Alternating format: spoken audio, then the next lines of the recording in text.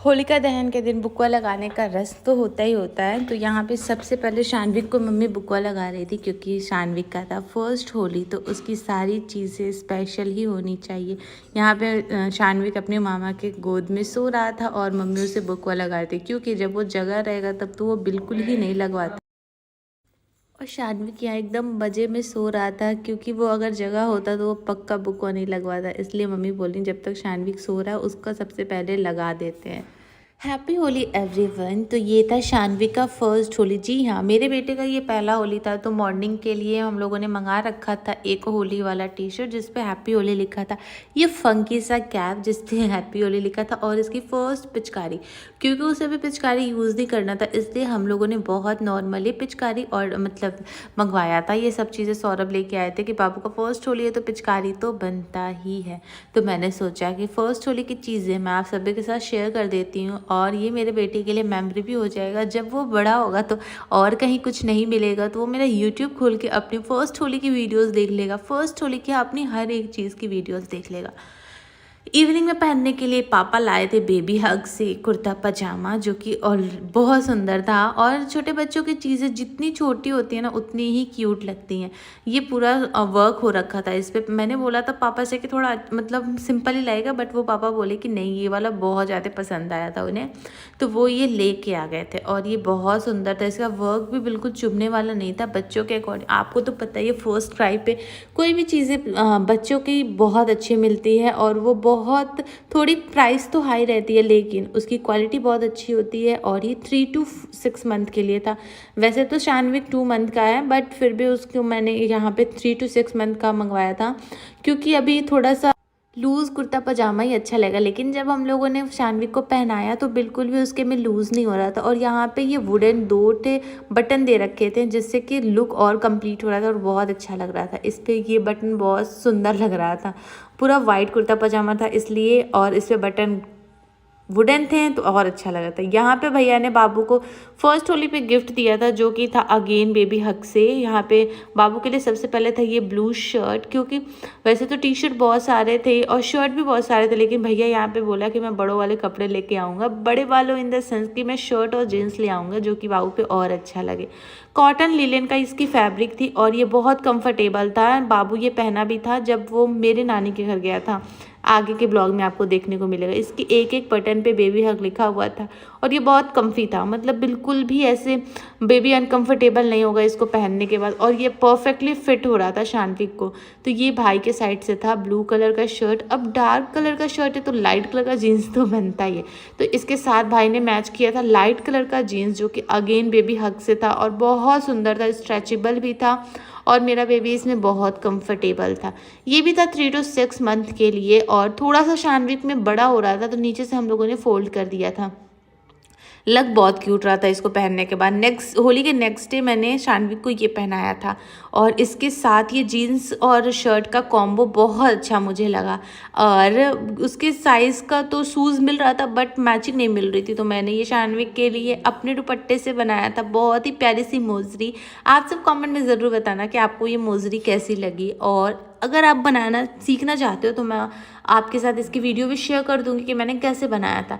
बहुत प्यारा लग रहा था और वाइट कुर्ता पजामे पे वाइट के साथ ब्लू टच पे ये दुपट्टा था, तो मैंने इसको ऐड करके बना दिया। ये था पगड़ी बाबू की, जो कि सौरभ और भैया लेके आए थे। बहुत ढूंढने के बाद से बाबू के साइज़ का ये मिला था तो ये आया था। और ये रही उसकी मोजरी, मतलब जूती, बहुत प्यारी लग रही थी जूती। ये रहा पजामा और कुर्ता। लास्ट में मैंने कुर्ता पजामे के साथ यही सेम दुपट्टे में से कट करके उसके कमर पे भी बांधा था, जिससे कि लुक और कंप्लीट हो रही थी। आप सभी के साथ मैं पिक्चर शेयर करूँगी, उसमें आप लोग मुझे बताना कि कैसा लगा। यहाँ पे शानविक दिन में घूम रहे थे, मैं सारी चीज़ें उनके शटल करके रख दी थी कि कैसे क्या पहनना है। बाद में नानी के साथ अपने एक्वेरियम के पास खड़े होकर मछलियों से कर रहे थे वो बात, और नानी यहाँ पे 24 घंटे, बाबू की नानी 24 घंटे उसके साथ बातें करती रहती और बाबू खेलता रहता। यहाँ पे हम लोगों ने उसके स्ट्रॉलर पे बांध दिया था एक बलून, जिससे कि शानविक खेलता रहे, कभी बोर ना हो, और उसे ये चीज़ें बहुत पसंद आती हैं। तो उसे बहुत पसंद है मालिश करना। मॉर्निंग के टाइम मालिश करके शानविक हो गया था तैयार, जिसमें उसने पहना था अपनी हैप्पी होली का T shirt, dark blue colour का डेनिम, अपना फंकी कैप और लग रहा था बहुत ही क्यूट। और ये लास्ट में पहन लिया था येलो कलर का शूज़ जो कि बहुत कंफर्टेबल था। वैसे मैं हार्ड शूज़ शानविक को बिल्कुल अभी नहीं पहनाती हूँ, क्योंकि जब बच्चे चलने लगते हैं तब वो हार्ड शूज़ पहनते हैं तब अच्छा लगता है। अभी वो चलते नहीं तो उनको कंफर्टेबल ही चाहिए। यहाँ पे शानविक के बड़े भैया जी हाँ लड्डू गोपाल भी होली के लिए हो गए थे तैयार, और यहाँ पे वो भी शानविक की तरह ही पहन लिए थे पगड़ी और दो दो पिचकारी दो दो बाल्टी आ रखा था लड्डू गोपाल के लिए। और यहाँ पे शानविक भी आ गया था लड्डू गोपाल के साथ होली खेलने। तो यहाँ पे मम्मी लड्डू को सबसे पहले लगा रही थी रंग। आप देखिए लड्डू भी पहन चुका था पूरा वाइट, क्योंकि वाइट पे ही कलर चढ़ता है और वाइट पे ही कलर का दाग पता चलता है। इसलिए यहाँ पे लड्डू गोपाल को मम्मी ने बहुत ही हैवी सा वाइट कलर का ड्रेस पहना दिया था।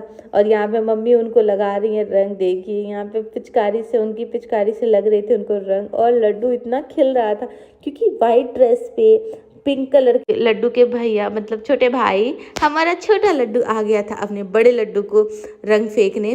मम्मी बोली कि आओ तुम भी बाबू को रंग लगा दो। तो यहाँ पे लड्डू भी रंग लगा रहा था अपने भाई को। और यहाँ पे हम लोगों ने उसका ड्रेस चेंज कर दिया था, क्योंकि अभी बस फोटोशूट के लिए हम उसको कुछ भी हैवी ड्रेस पहनाते हैं, उसके बाद हम उसके ड्रेसेस को चेंज कर देते हैं। होली के दिन पापड़ ना भुने तो क्या हुआ, क्या भुने हैं, ये सब चीज़ें भले ही कोई नहीं खाता, लेकिन इसे हमें भून के बहुत अच्छे से डेकोरेट करना पड़ता है। यहाँ पे शानविक भी हो गया था कुर्ता पजामा पहन के रेडी। और ये देखिए जो मैंने उसके लिए जूती बनाया था उसको भी उसने पहन लिया था। कमर में बांध दिया था मैंने दुपट्टा, और यहाँ पे पगड़ी पे मैंने इलास्टिक लगा दिया था जिससे कि वो स्टेबल रहे, इधर उधर ना जाए। और शानविक बहुत क्यूट लग रहा था। टचवुड नज़र ना लगे। कमेंट पे आप ज़रूर बताना कि आपको हमारा शानविक होली के दिन कैसा लग रहा था। और वो बहुत ही ज़्यादा पैर हाथ फेंक के अब खेलता है। वैसे तो है वो 2 and 5 मंथ का, बट कोई विश्वास नहीं करता कि शानविक 2.5 मंथ का है। वो बहुत एक्टिव है, बहुत ज़्यादा खेलता है, खुद से ही सारी एक्टिविटीज़ अपने करते रहता है, क्योंकि स्टार्टिंग से ही मम्मी इसकी मालिश और एक्सरसाइज कराती थी, जिससे कि ये ज़्यादा एक्टिव है as comparison to his age. और यहाँ पे शानविक का मैंने पगड़ी खोल के, जूती खोल के और दुपट्टा खोल के उसे स्ट्रॉलर में बैठा के थोड़ा सा घुमा रही थी, क्योंकि वो बिल्कुल कंफर्टेबल नहीं था उन सब चीज़ों में। वैसे तो वो कंफर्टेबल कुर्ता पजामे में भी नहीं है, लेकिन अभी होली है तो हमें पहनाना पड़ेगा। यहाँ पे मैंने भी पहन रखा था लाइट कलर की साड़ी, जो कि होली पे सब लाइट ही पहनते, तो मैंने भी लाइट ही पहन लिया था। यहाँ पे आ गए थे कुछ गेस्ट, जो कि सबका सेंटर ऑफ अट्रैक्शन था वो था शानविक। यहाँ पे हम लोगों ने शानविक को पहना दिया था नाइट सूट, क्योंकि 11 बज चुका था, तो हम लोगों ने सोचा कि अब नाइट सूट शानविक को पहना देते हैं। कुर्ता पजामे में बिल्कुल बच्चे कंफर्टेबल नहीं थे, कुछ भी हो कंफर्टेबल ड्रेस था, बट वो बाबू कंफर्टेबल नहीं था उसमें। यहाँ पे देखिए शानविक की नानी जी हाँ बहुत अच्छे से उसे खिला रही थी, और वो रो भी रहा था क्योंकि 11 बजे उसे नींद से ही उठाया गया था, क्योंकि सब लोग आ रहे थे तो उससे ही मिलने के लिए बोल रहे थे। नेक्स्ट डे हो गया था और यहाँ पे हम जा रहे थे हमारे नानी के घर। जी हाँ, अभी तो शानविक अपने नानी के घर है, लेकिन वो मम्मा के नानी के घर जा रहा था। मेरे नानी का मतलब मेरे मम्मी के मैके मामा बुलाए थे हमें लंच पे। तो यहाँ पे मैं, भैया, सौरभ, मम्मी और शानविक जा रहे थे। और शानविक गाड़ी में आते ही एकदम कंफर्टेबली वो सो जाता है, इसीलिए जब भी वो रोता है ना, हम लोग उसे गाड़ी में घुमाते हैं तो वो सो जाता है। तो यहाँ भी वही हुआ, बाहर तो रो रहा था लेकिन गाड़ी में आते ही सो गया। थोड़ी देर मेरे गोद में सोया, फिर चला गया वो अपने नानी के गोद में, जहाँ पे वो रहता है बहुत कंफर्टेबल। तो यहाँ पे शानविक अपने नानी के गोद में सो रहा था। आ रही थी थोड़ी थोड़ी धूप, तो मैंने मम्मी को बोला कि मम्मी मुझे दे दे, तो कह रही नहीं बाबू ठीक है। लास्ट में आने जब हम लगे वहाँ से, तो शानविक अपने पापा के गोद में सो रहा था और उसके ड्रेसेस भी चेंज हो गए थे।